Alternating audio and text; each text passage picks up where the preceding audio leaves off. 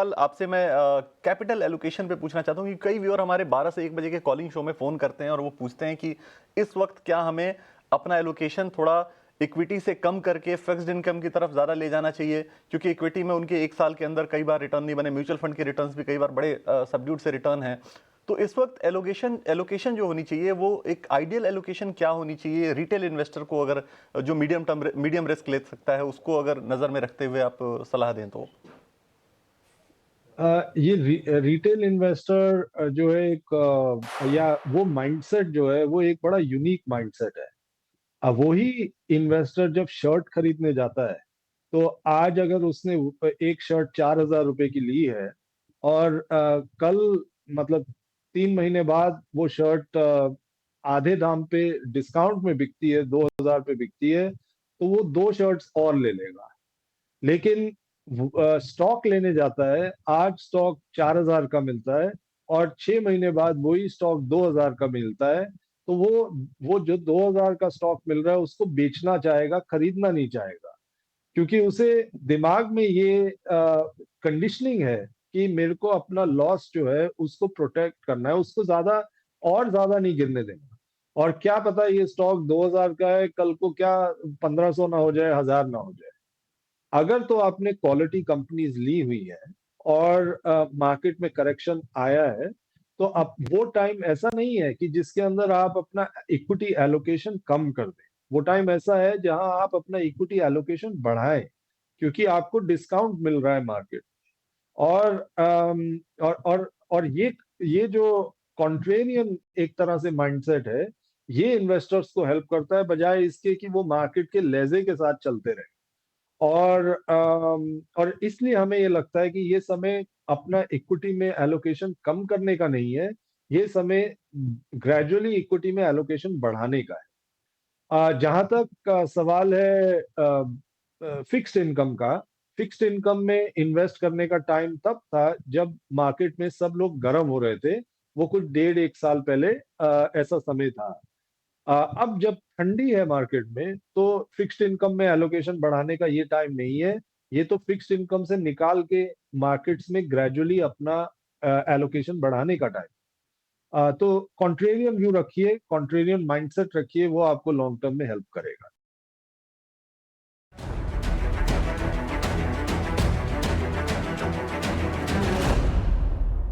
Market के महारथी, जहां हम बाजार के तमाम दिग्गजों को इनवाइट करते हैं और उनसे बात करते हैं, उनसे समझने की कोशिश करते हैं एक क्लासरूम की तरह कि इस वक्त हमें मार्केट में क्या करना चाहिए। तो इस वक्त इस क्लासरूम में हमारे साथ बाजार के दिग्गज सैगल कैपिटल के फाउंडर अंशुल सैगल जुड़े हैं, जाने माने नाम कैपिटल मार्केट के। सर, बहुत स्वागत है आपका ईटी नाउ स्वदेश पर। Good morning.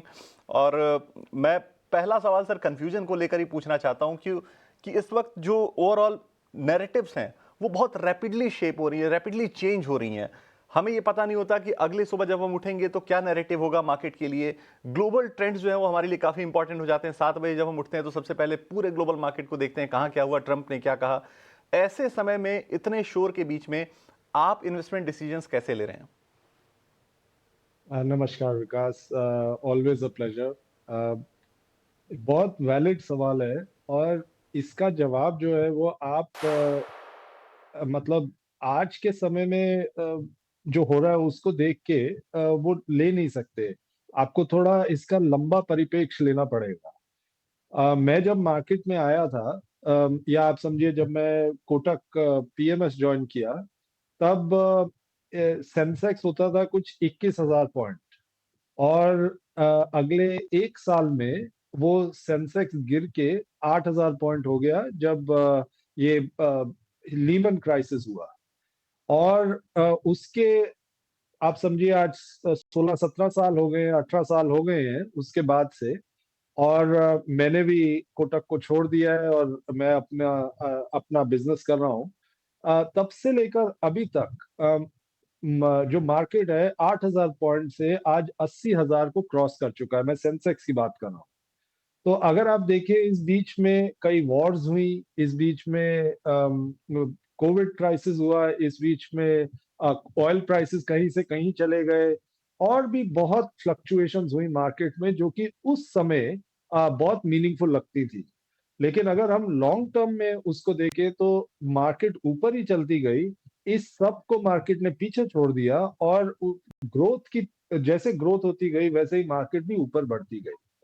अम, हमें आज भी उस हिस्ट्री से सीखना चाहिए, और ये देखना चाहिए कि हम शॉर्ट टर्म में अगले 1 महीने को, 15 दिन को नजरअंदाज करें, रोज की खबर को नजरअंदाज करें, और इस देश का लॉन्ग टर्म ट्रेजेक्टरी क्या है उस पे ध्यान दें।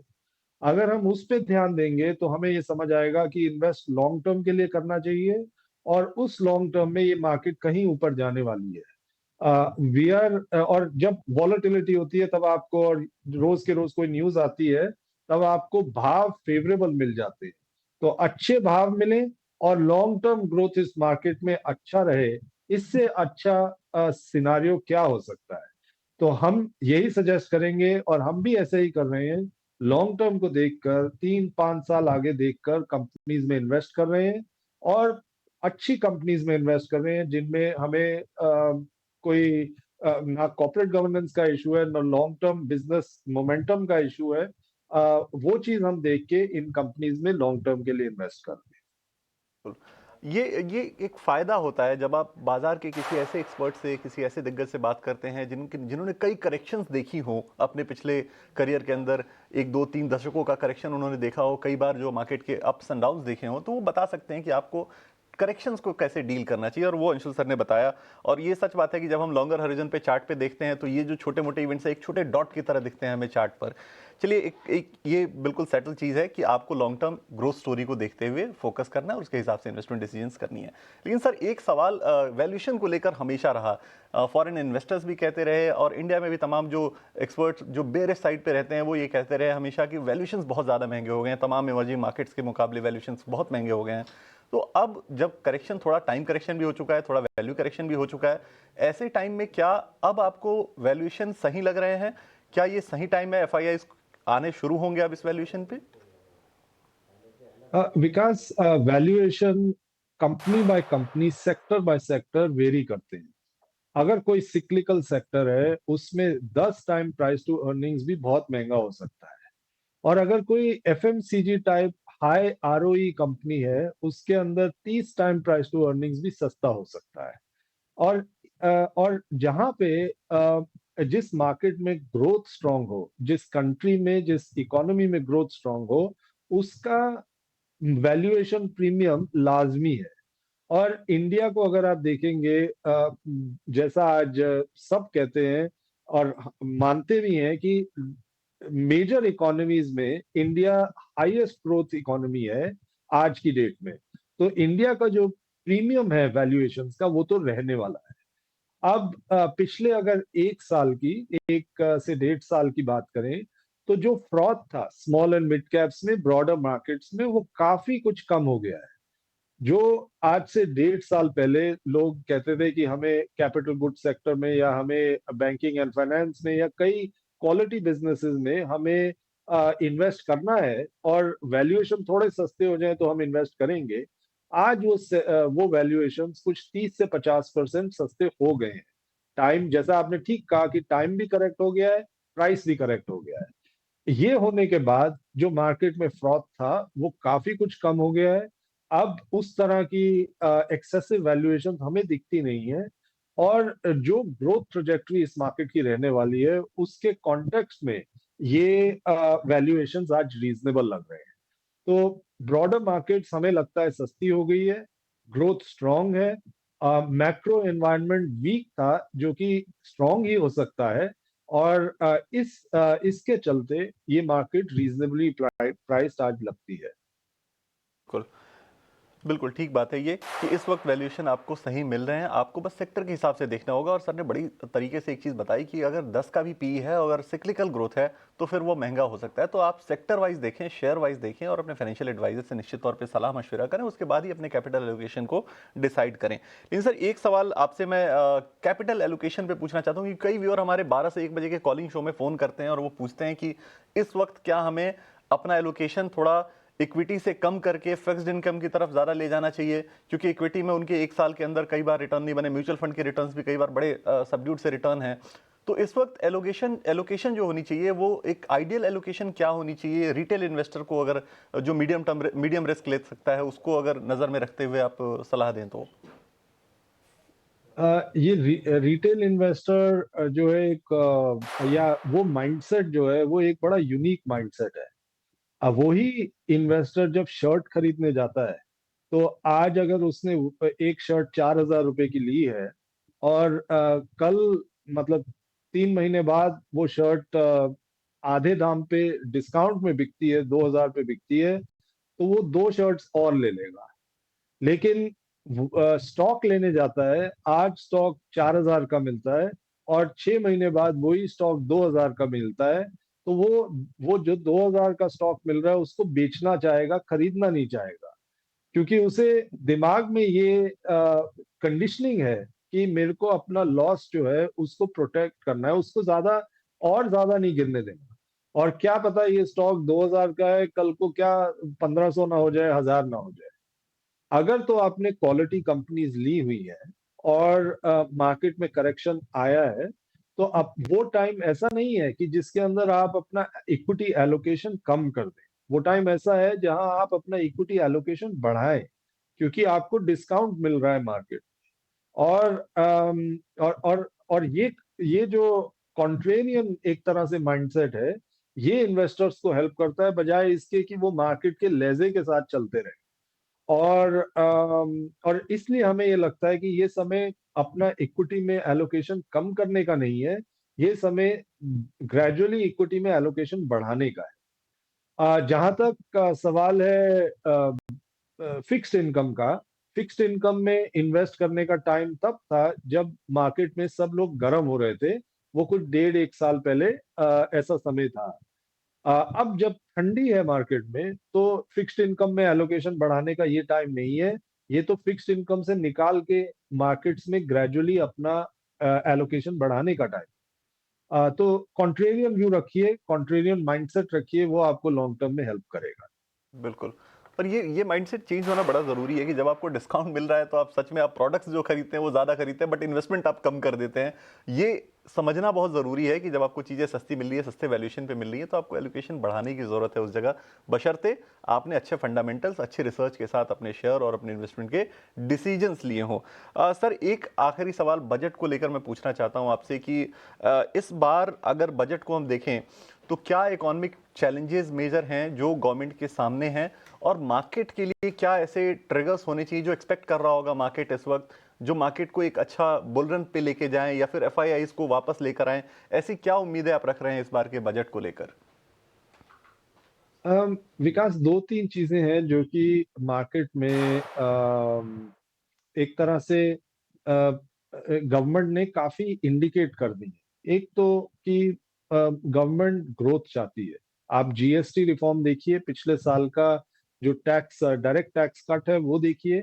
गवर्नमेंट का बड़ा क्लियर इंडिकेशन है कि वो इंडिया को एक तरह से टेलविंड देना चाहती है ग्रोथ के नजरिए से। दूसरी चीज अगर आप देखें तो एक मैक्रो इंस्टेबिलिटी बढ़ गई है दुनिया में। जियोपॉलिटिकल इंस्टेबिलिटी बढ़ गई है, जहां एक ग्लोबल वर्ल्ड ऑर्डर जिसमें ग्लोबलाइजेशन बहुत बड़ा बजवर्ड था 20 साल तक, वो ग्लोबलाइजेशन वर्ड आज एक एक तरह से बिल्कुल ही नकार दिया गया वर्ड है। और हर कोई अपना अपना जो इंटरेस्ट है, पर्टिकुलरली यूएस के चलते, यूएस की जो पॉलिसीज है उनके चलते अपना अपना इंटरेस्ट प्रोटेक्ट करने की कोशिश कर रहा है। इस वजह से इंडिया को भी अपना जो मेन वीकनेसेस हैं उनको प्लग करना पड़ेगा। हमें लगता है कि वो वीकनेस हमारी मैन्युफैक्चरिंग में है, जिसको एक बहुत बड़ा पुश मिल सकता है इस बजट में। तो मैन्युफैक्चरिंग सेक्टर को बहुत एक तरह से टेलविंड मिलेगा। दूसरा, जो हमारा थोड़ा सा पिछले साल में गवर्नमेंट कैपेक्स थोड़ा सा वीक रहा, वो गवर्नमेंट कैपेक्स उसको भी एक पुश मिलेगा इस बजट में, ऐसा हमें लगता है। डिफेंस डिफेंस का बजट डेफिनेटली रेज होना चाहिए, क्योंकि हमने देखा है कि पिछले साल में ही हमारा एक बहुत बड़ा कॉन्फ्लिक्ट हुआ और दुनिया वैसे भी आजकल बहुत फ्रैजाइल है, कब क्या हो जाए पता नहीं। और जब तक हमारे डिफेंसेस स्ट्रांग नहीं होंगे तब तक हमारी इकोनॉमी को स्ट्रेंथ नहीं मिल सकती। इसलिए डिफेंस बजट में भी बढ़ोतरी देखने को मिल सकती है। बाय एंड लार्ज गवर्नमेंट का जो रुझान रहा है वो फिस्कल प्रूडेंस की तरफ रहा है। तो इसलिए हमें लगता है कि ये सब गवर्नमेंट एक्सपेंडिचर करेगी, लेकिन अपने खर्चे उसी हिसाब से करेगी जिस हिसाब से इनकम हो रही है। तो खर्चों और इनकम में वो डिफरेंशियल क्रिएट होने नहीं देगी। तो ये बजट बैलेंस बजट होना चाहिए, और इन सब चीजें जो कि मैंने पहले बताई, उनकी तरफ रुझान गवर्नमेंट का ज्यादा हो। बिल्कुल। तो मैन्युफैक्चरिंग कैपेक्स और डिफेंस बजट को बढ़ाने पर सरकार का जोर हो सकता है इस बार के बजट में, ये एनालिसिस कहती है अंशुल सर की। सर बहुत शुक्रिया, आज आप जुड़े और आपने बहुत तरीके से मार्केट पर जो कन्फ्यूजन थी उसको क्लियर किया। तमाम व्यूअर्स को इस शो से काफ़ी फ़ायदा हुआ होगा, इस कन्वर्सेशन से काफ़ी फ़ायदा हुआ होगा। और मैं उम्मीद करता हूँ कि बजट के बाद जब हमारे पास चीज़ें क्लियर होंगी, अनाउंसमेंट्स होंगे सारे, तो हम एक बार फिर से आपसे जुड़ेंगे और बात करेंगे कि अब बजट के बाद क्या स्ट्रैटेजी होनी चाहिए मार्केट के अंदर, कैसे उसको एनालाइज किया जाए जो भी बजट में अनाउंसमेंट आए। फिलहाल आज के लिए बहुत शुक्रिया सर।